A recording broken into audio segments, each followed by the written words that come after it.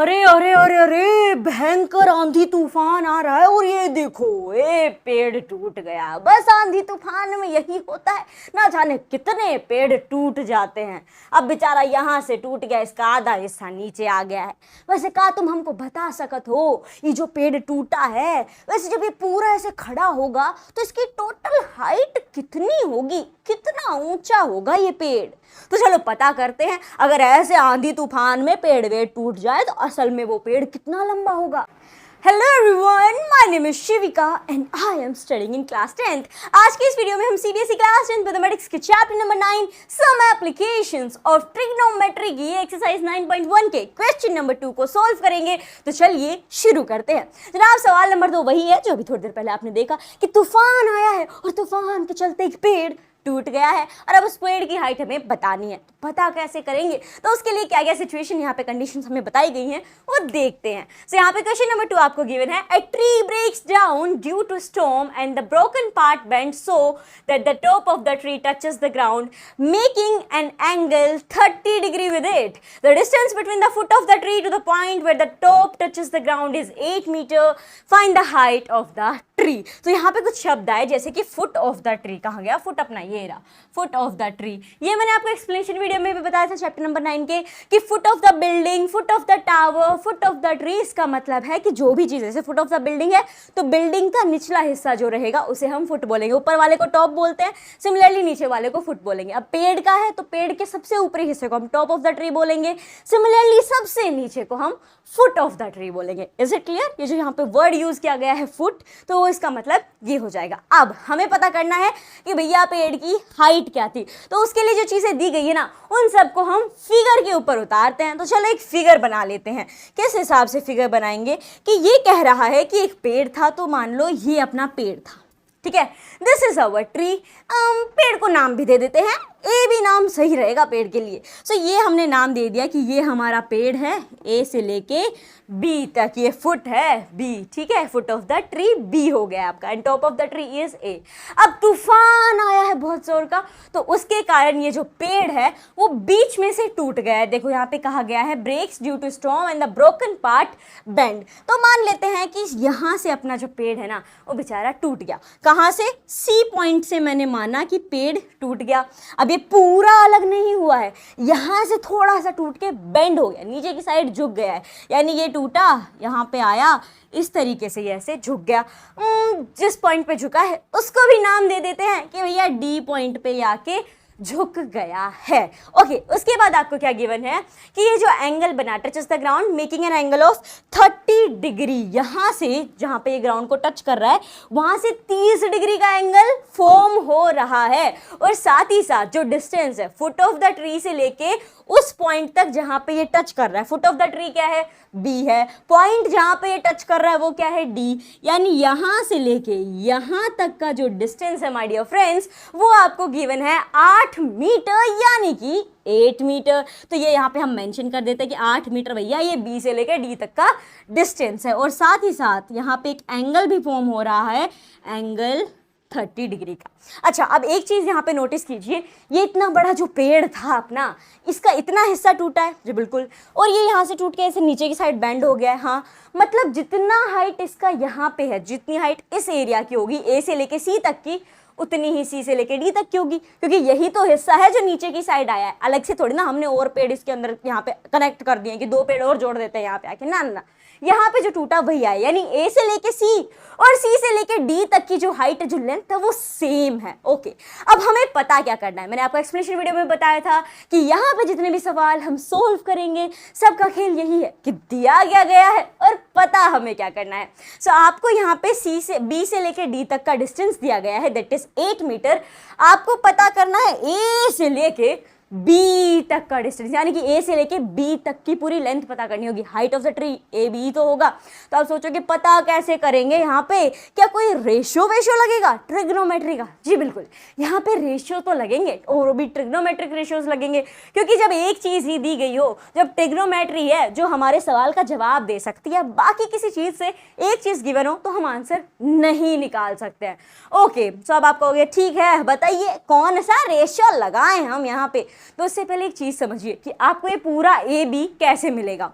सी से बी तक की आप हाइट निकाल सकते हो, बिकॉज ये आपका नीचे वाला तो बेस हो गया, ये परपेंडिकुलर हो गया। सो परपेंडिकुलर अपॉन में बेस करके हम निकाल देंगे, लेकिन इससे पूरे पेड़ की हाइट नहीं आएगी, वो तो आधे की आएगी जितना अभी तक खड़ा है, जो नीचे गिर गया बेंड हो गया, उसकी कैसे पता करेंगे। तो अगर हम पहले सी से बी तक की हाइट पता कर ले, बोले ठीक है, उसके बाद हम सी से डी तक की हाइट पता कर ले, बोले ठीक है, और फिर उन दोनों को जोड़ दें तो वो ए और बी ही बन जाएगा, बिकॉज ये हिस्सा तो यहाँ पे सेम ही है। तो हम वही करेंगे, सबसे पहले सी से बी तक की हाइट पता करेंगे, फिर सी से डी तक की हाइट पता करेंगे, and then we can easily find the height of tree. लेकिन उससे पहले जो ये पेड़ आपने बनाया है, ये फिगर दिया तो गया नहीं है, हमने खुद बनाया है, तो इसमें जो जो चीजें हैं उन्हें हम लिख देंगे कि इसमें कौन सी लाइन क्या रिप्रेजेंट कर रही है, कौन सा पेड़ है, कौन सा डिस्टेंस है, कौन सा टूटा हुआ हिस्सा है। सो लेट्स राइट हियर, यहाँ पे आप सबसे पहले लिखोगे कि देखिए जनाब, ए बी हमारा पेड़ है, A B is the tree, ये हो गया अपना A B is the tree. उसके बाद लिखेंगे विच ब्रेक्स एट सी, जो कि सी पे टूट गया है, विच ब्रेक्स एट सी, ये जो सी वाला पॉइंट है, ये जहां से टूटा है वो है। उसके बाद हम लिखेंगे and touches ground, and touches ground eight D, ये जो डी हमने यहां लिखा है, ये जहां पे पेड़ टच कर रहा है, तो ये तो लिख दी पूरी राम कहानी जो हमने खुद फिगर में बनाई थी। अब हमें पता करना है सी से लेके बी तक का, यानी ये और ये।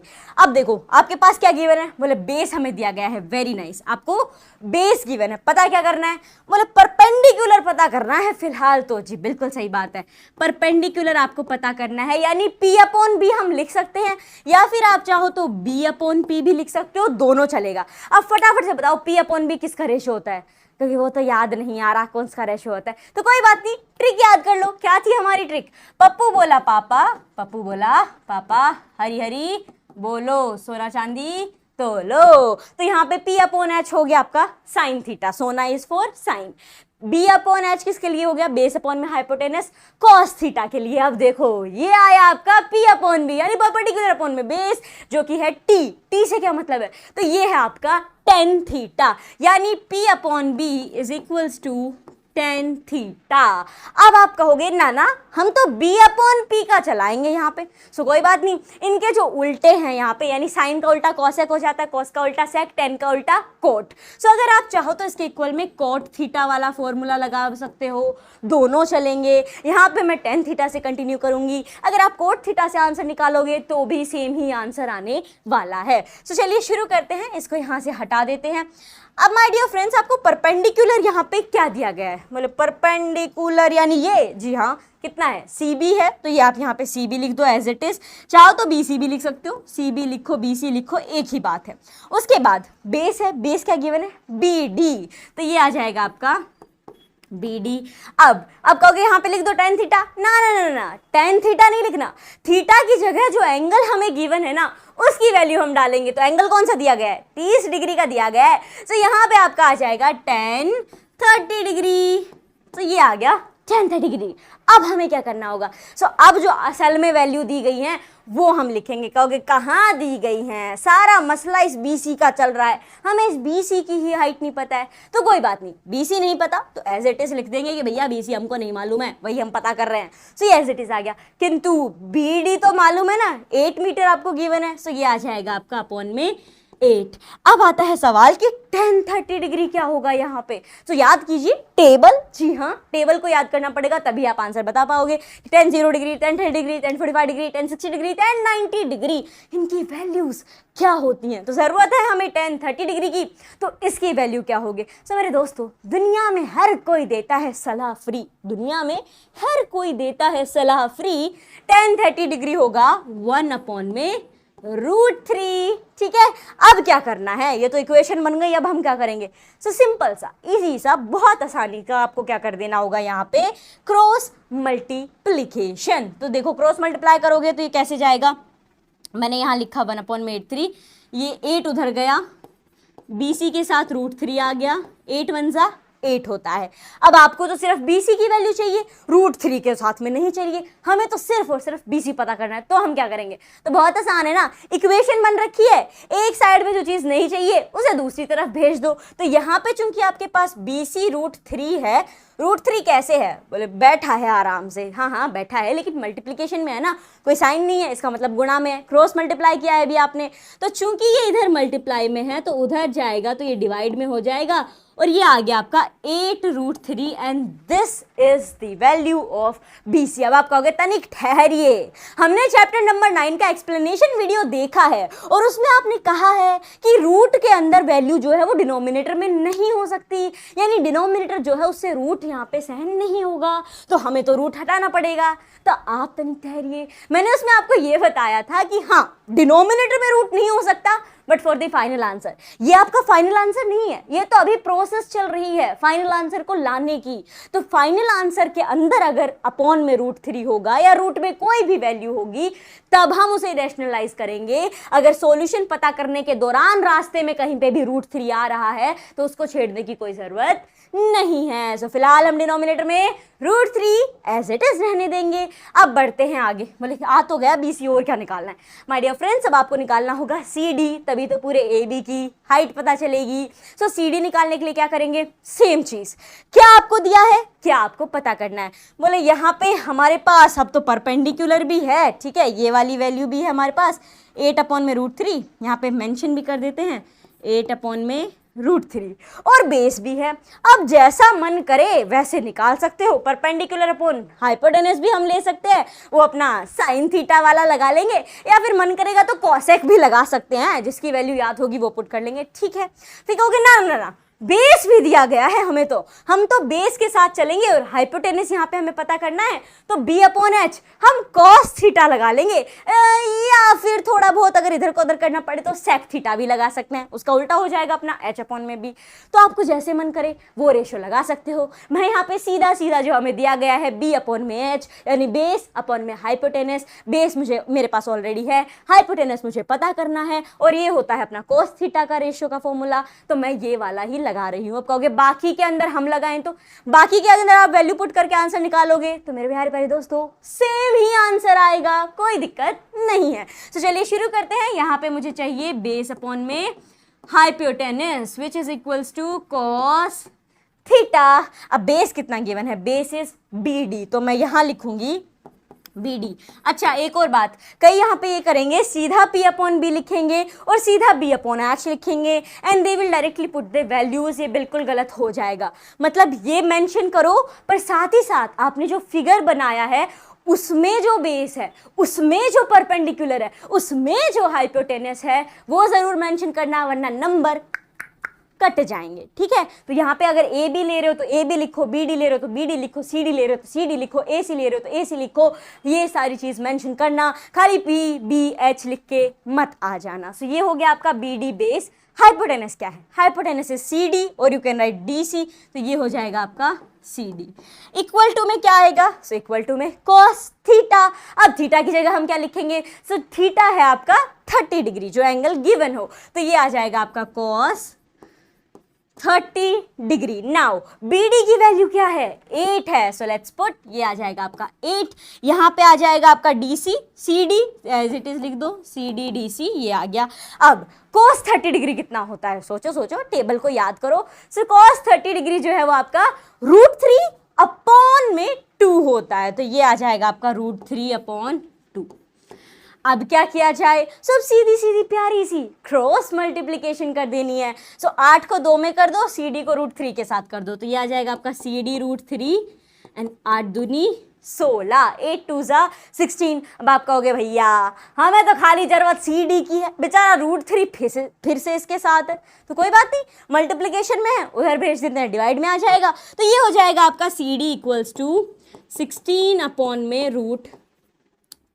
अब कहोगे okay so the final answer is here, ना ना ना, अब आपके पास BC हो चुका है, आपके पास CD हो चुका है, अब इन दोनों को जोड़ दोगे तब जाके आपके पास पूरा का पूरा पेड़ यानी कि A भी निकल के आएगा। अब इसको कर देते हैं साइड और अब पता करते हैं हम पेड़ की हाइट। So let's start. यहाँ पे हम सबसे पहले लिखेंगे that height of the tree, ठीक है, हाइट ऑफ ट्री। क्या होगी height of tree? So height of tree is equals to CD के अंदर या फिर BC के अंदर मैं ऐड कर दूं CD। ओके, इस इतने हिस्से में इतना हिस्सा जोड़ देंगे तो पूरा का पूरा पेड़ आ जाएगा। सो ये हो गया आपका BC प्लस में CD। अब फटाफट से वैल्यू डालो। BC कितना है? 8/√3, तो ये हो गया 8/√3 प्लस में CD कितना है? CD है 16/√3, तो ये हो गया आपका 16/√3। इन दोनों को आपको क्या करना है? आपस में जोड़ देना है। अब चूंकि फ्रैक्शन का एडिशन है और साथ ही साथ भैया डिनोमिनेटर तो सेम ही है, यानी आपका डिनोमिनेटर आ जाएगा /√3 एज इट इज। 8 + 16 आपने कर देना है, तो 16 में जोड़ोगे 8 तो आपके पास आ जाएगा 24 यानी कि 24। तो यहां मैं लिख दूंगी 24/√3। ओके, अब कहोगे okay so the final answer is here. अब आएगी वो चीज काम, फाइनल आंसर आ गया और फाइनल आंसर के डिनोमिनेटर में रूट है। उड़ी बाबा, अब क्या करें? सो अब हम करेंगे इस रूट को हटाने का काम। बोले वो कैसे होगा? सो रैशनलाइज करना पड़ेगा। और रैशनलाइज कैसे करते हैं? बहुत ही आसान प्रोसेस है। जो यहाँ पे है डिनोमिनेटर में उसको न्यूमरेटर और डिनोमिनेटर के साथ मल्टीप्लाई कर देना है। यानी 24√3 है, इसको आप ऊपर भी √3 से मल्टीप्लाई कर दो, नीचे भी √3 से मल्टीप्लाई कर दो, आपका रूट हट जाएगा। क्योंकि कैसे हट जाएगा रूट? यहाँ पे 1 से मल्टीप्लाई करने पे देखो, √3 इंटू √3, पहले ऊपर का कर लें। 24/√3 यहाँ पे ले आते हैं, ये हो जाएगा आपका 24 मल्टीप्लाई में √3 आ गया। ठीक है, उसके साथ अब देखो नीचे भी √3 है और इस तरफ भी √3 है, यानी आपको 2 बार √3 को मल्टीप्लाई करना है। तो ये हुआ √3 जिसके साथ मल्टीप्लाई हुआ √3। अब रूट में तो पेयर बन गया, और जब रूट में पेयर बन जाता है तो वो वैल्यू रूट से बाहर आ जाती है, यानी ये रूट से बाहर आ जाएगा सिर्फ और सिर्फ 3, रूट आपका हट जाएगा। तो सेम चीज यहाँ पे हुई है, इसीलिए हम रैशनलाइज करते हैं, क्योंकि वो आपस में मल्टीप्लाई होने पे सेम वैल्यू बन जाती है। एक वहां पे 2 पेयर बन जाता है वैल्यू का, एंड देन वो वैल्यू रूट से बाहर आ जाती है। सो ये हो गया आपका √3 को किया √3 से मल्टीप्लाई, तो अपॉन में 3 आ गया। अब कहोगे okay so this is the final answer. आप तनिक ठहरिए, थोड़ी काटा पीटी भी कर लीजिए। बोले वो क्या कट रहा है? 24 और 3 आपस में कट हो जाएंगे ना, 3 1 = 3 एंड 3 8 = 24। अब आएगा आपका फाइनल आंसर 8। साथ में मल्टीप्लिकेशन में क्या है? 8 आपने लिख दिया, गुणा किसके साथ करना है? तो भैया रूट के अंदर आपकी कौन सी वैल्यू है? सो आजकल दुकानों पर लिखा रहता है बाय 1 गेट 1 फ्री। आजकल दुकानों पे लिखा रहता है कि भैया बाय 1 गेट 1 फ्री। वैल्यू हो गई आपकी 8√3। अब ये वैल्यू किसकी चीज की थी? So this is the height of tree. 8√3 is the height of tree। और इसी के साथ सवाल नंबर 2 ऑफ एक्सरसाइज 9.1 हो गया है सोल्व। मुझे उम्मीद है आपको ये सॉल्यूशन अच्छे से समझ में आया होगा। समझ में आया ना? अगर समझ में आ गया हो तो इस वीडियो को लाइक कर दीजिए, और हाँ अपने दोस्तों के साथ इस वीडियो को शेयर करना ना भूले, ताकि वो भी तो समझ सकें कि अगर पेड़ टूट जाए आंधी के अंदर तो उसकी पूरी हाइट कैसे पता करनी होगी इस सवाल के मुताबिक। So share this video with your friends. We will meet in the next video. Till then, take care. Bye bye.